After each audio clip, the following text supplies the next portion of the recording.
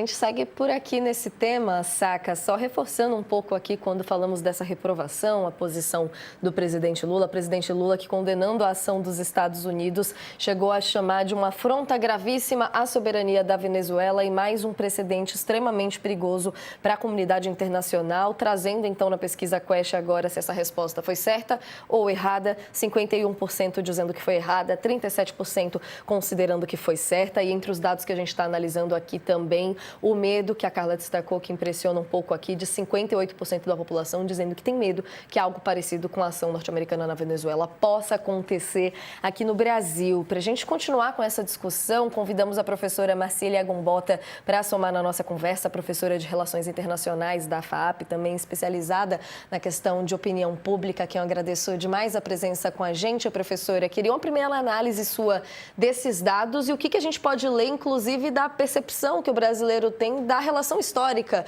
Quando a gente vê tanto o nome Lula com Venezuela perto, naturalmente já se traz uma questão negativa no imaginário da população. O que a gente foi tendo de mudança nessa percepção na história e agora com a intervenção dos Estados Unidos por lá? Uma boa tarde já para a senhora. Boa tarde, Natália. Boa tarde, Leonardo. Prazer estar aqui com vocês. Bom, eu acho que são dados muito interessantes, né, que mostram aí, primeiro, que existe. Acho que de cara a gente vê que, primeiro, existe um nível de preocupação em relação a uma ingerência dos Estados Unidos, uma futura operação no Brasil ou em outros lugares, que perpassa, assim, né, transversal a quaisquer ideologia ou corrente política ou preferência partidária. Acho que isso é bem interessante.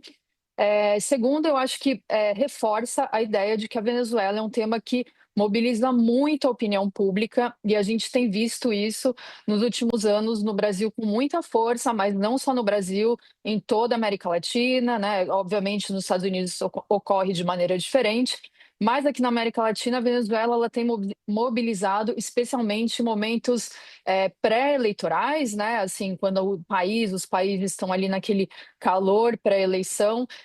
E geralmente muito a oposição, né, que não é geralmente de esquerda, tende a relacionar a esquerda do país à Venezuela, sempre tentando mostrar, veja, se você então votar na esquerda, na centro-esquerda, é isso que pode ocorrer com o nosso país, ou seja, se tornar a Venezuela em frangalhos, que se tornou depois de um governo chavista, né? Um pouco essa narrativa.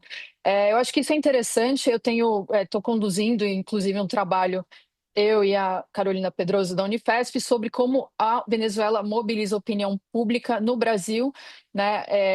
E aí a gente vai falar um pouco da mídia e também como isso influencia na formulação de política pública e olhando mais para a política externa, né?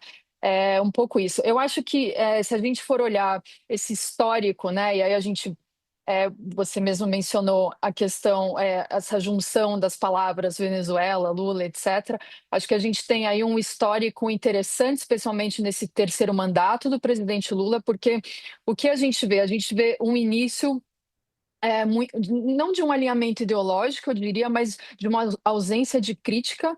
Então, inclusive, sempre que o presidente Lula mencionava a Venezuela ou tentava, digamos, colocar alguns panos quentes em relação ao recrudescimento do regime, ao estado da democracia, o que a gente via é que choviam críticas, Lula era muito criticado.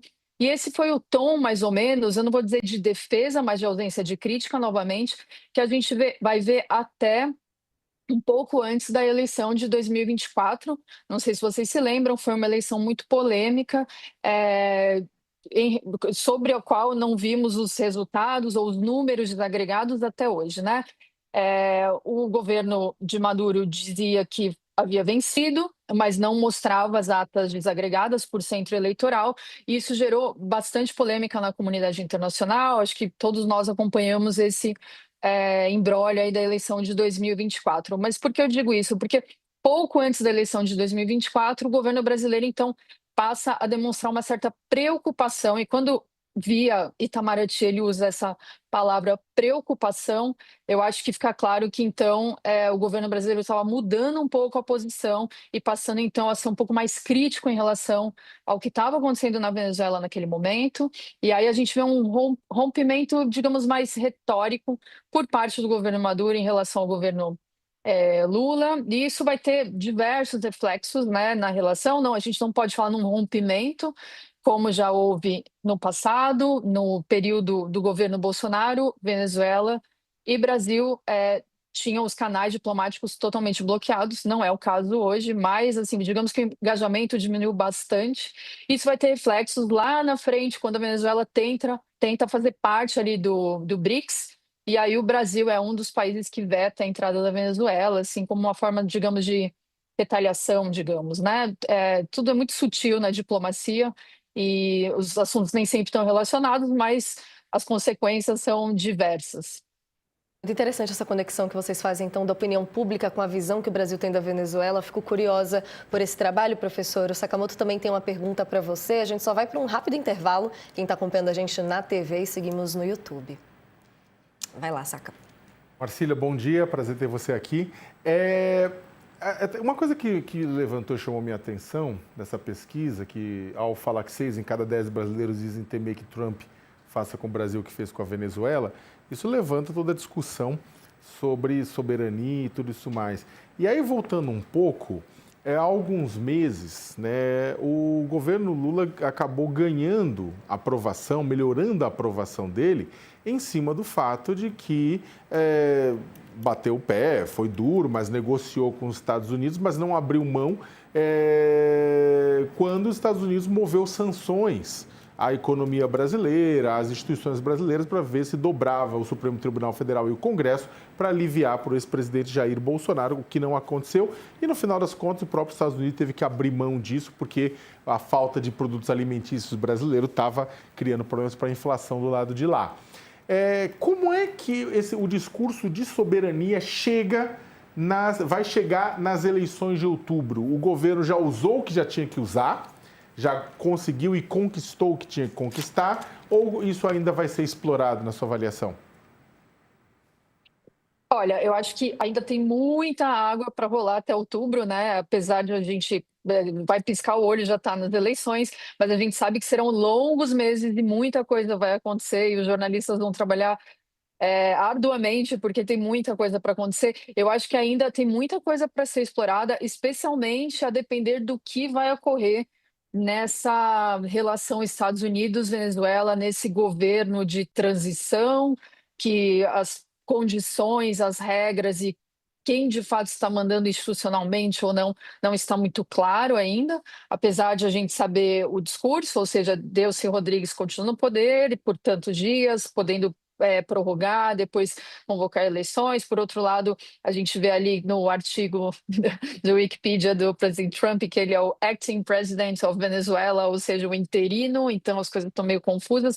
Mas, enfim, eu acho que a pauta, né, da soberania é muito cara à diplomacia brasileira, historicamente. Eu acho que o governo brasileiro ainda vai explorar bastante essa questão, porque é justamente onde a diplomacia brasileira se fortalece, né?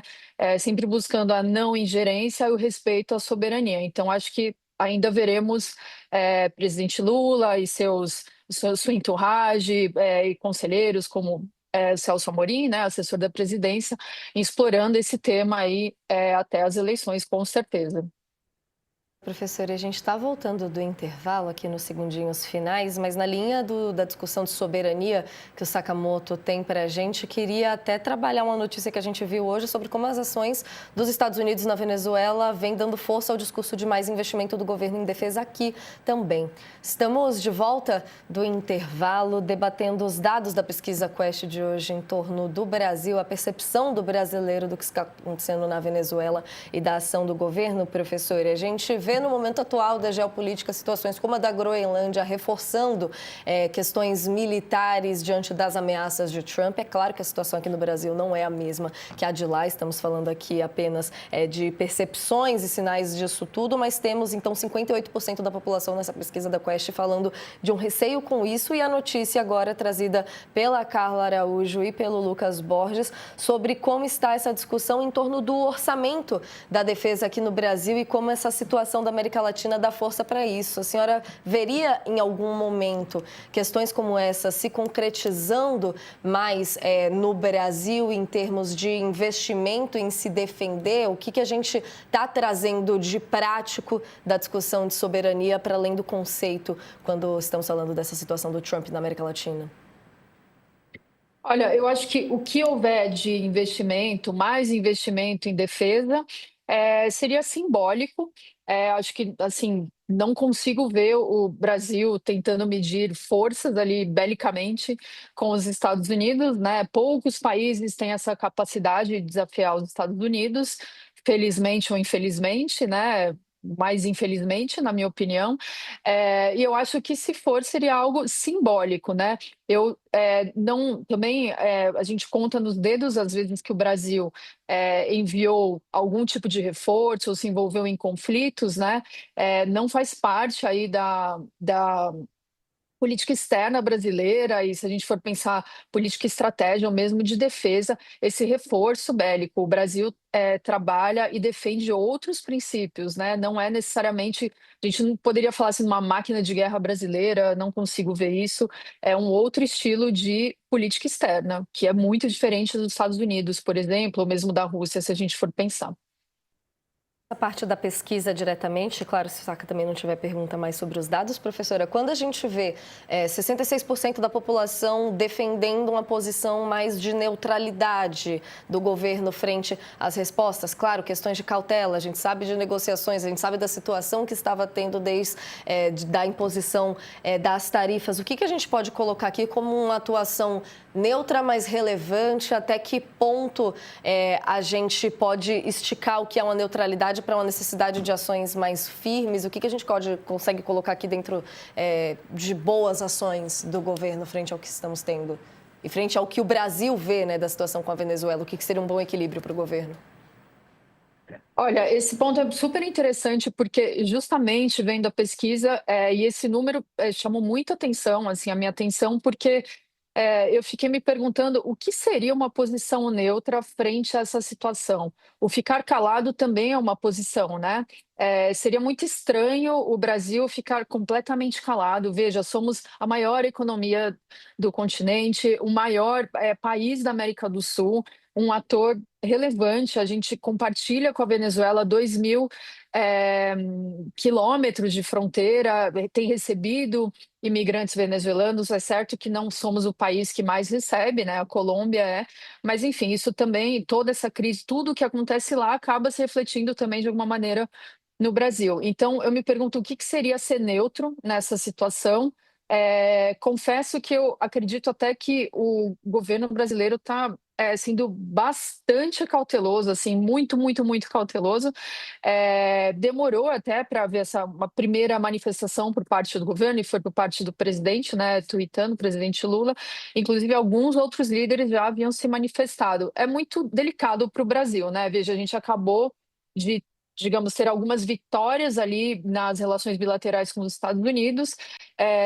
Eu não, e eu entendo também que qualquer posição mais dura ou mais agressiva poderia, talvez, fazer a gente voltar alguns passos atrás ou retroceder o que a gente conquistou recentemente. Aí eu estou falando exclusivamente da redução ou da suspensão das tarifas para produtos brasileiros e também da suspensão de alguns ministros, como Alexandre de Moraes, ali da lista de pessoas sancionadas da Lei Magnitsky. Então, eu entendo que o governo brasileiro teria de se manifestar. Se ele ficasse quieto, não seria uma posição neutra. O não fazer é fazer algo. Não sei se me faço clara ao dizer isso.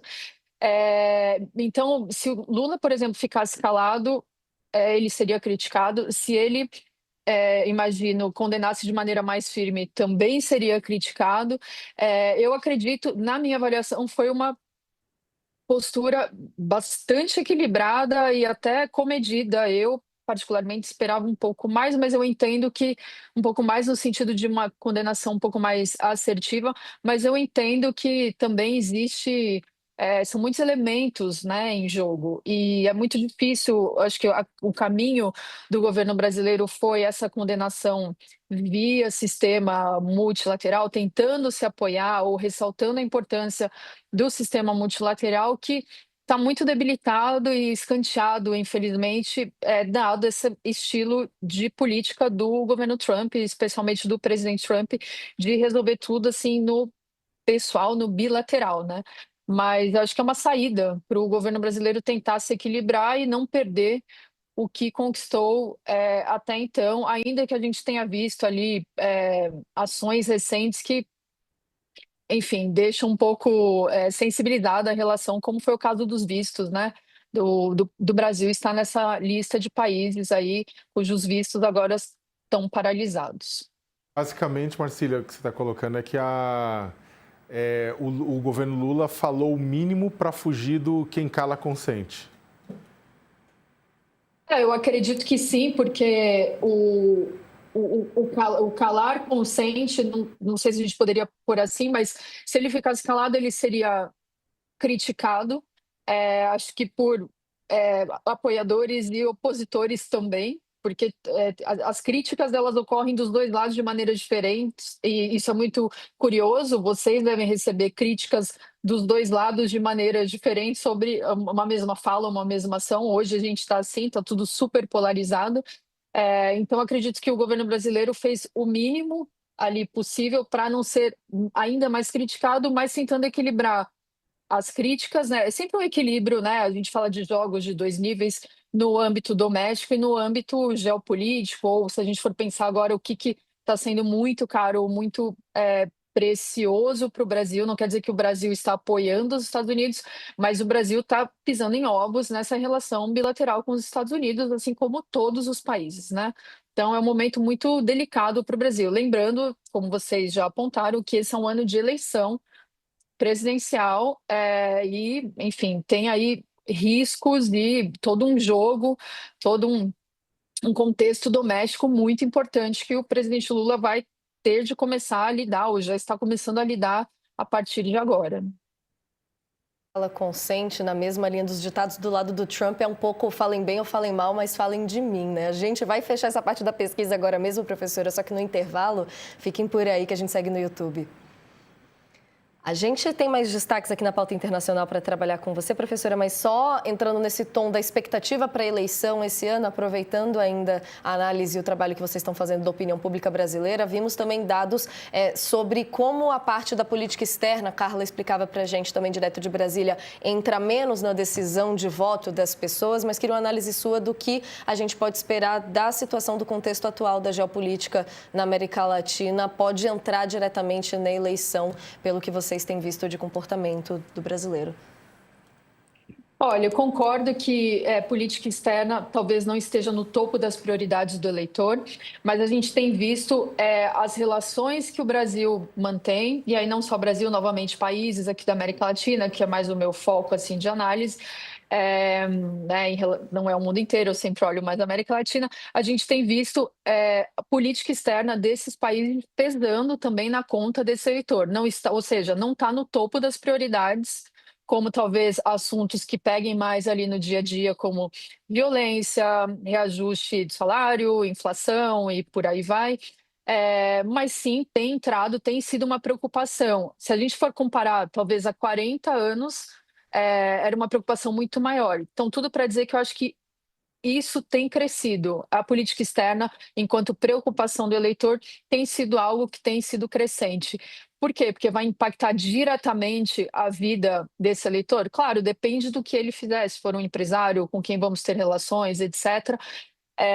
Ou, enfim, por aí vai. Mas eu acho que principalmente porque hoje a política externa ela define também o que é esse governo em termos políticos e ideológicos, ainda que eu sempre gosto de ressaltar isso, o pragmatismo ele prevalece na maioria das vezes, né? Então, acho que mais cedo o Leonardo estava falando sobre por que então, né? Se os Estados Unidos ele mantém essa posição mais dura, por exemplo, em relação ao Irã, mas não em relação à Arábia Saudita, porque o pragmatismo acaba prevalecendo, né? Acho que os Estados Unidos não estão necessariamente preocupados ali com o estado da democracia nos países, né? Também acho que a questão do narcotráfico, que era a motivação inicial ali dada oficialmente pelo governo americano para as ações ali no Mar do Caribe e essa posterior ação na Venezuela, também não vejo como a grande motivação.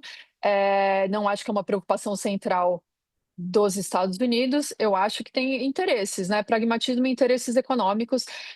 Então, tudo para dizer que eu acho que cada vez mais o brasileiro e o latino-americano está sim preocupado com política externa, porque isso acaba falando um pouco sobre o posicionamento ideológico daquele incumbente, daquele candidato.